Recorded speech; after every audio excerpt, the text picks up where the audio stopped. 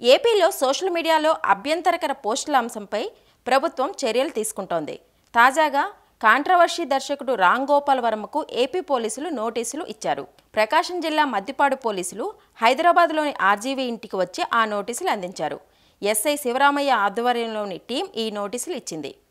ఎన్నికలకు ముందు వ్యూహం సినిమా ప్రమోషన్స్లో భాగంగా నాటి ప్రతిపక్ష నేత చంద్రబాబు, ఆయన కుటుంబ సభ్యులతో పాటు జనసేన అధినేత పవన్ కళ్యాణ్ వ్యక్తిత్వాలను కించపరిచేలా వర్మ ఎక్స్లో పోస్టులు పెట్టాడంటూ 2 రోజుల క్రితం ప్రకాశం జిల్లా మద్దిపాడు స్టేషన్లో కేసు నమోదైంది. మద్దిపాడు మండల టీడీపీ కార్యదర్శి రామలింగం ఇచ్చిన ఫిర్యాదుతో పోలీసులు కేసు నమోదు చేశారు.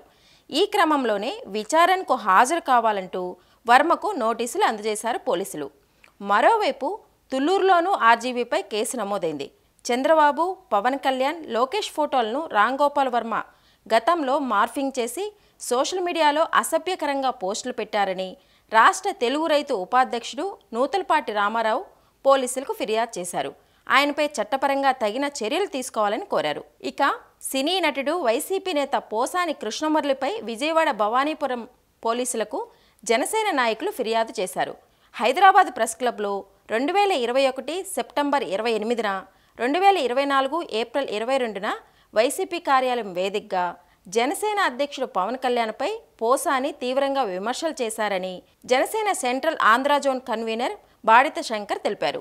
వీడియోలను వైసీపీ సోషల్ మీడియాలో ఎక్కువగా వినియోగిస్తూ పవన్ కళ్యాణ్ ప్రతిష్టను దెబ్బతీస్తోందని తెలిపారు. పోసాని కృష్ణమురళి వైసీపీ నేతలపై చర్యలు తీసుకోవాలని కోరారు.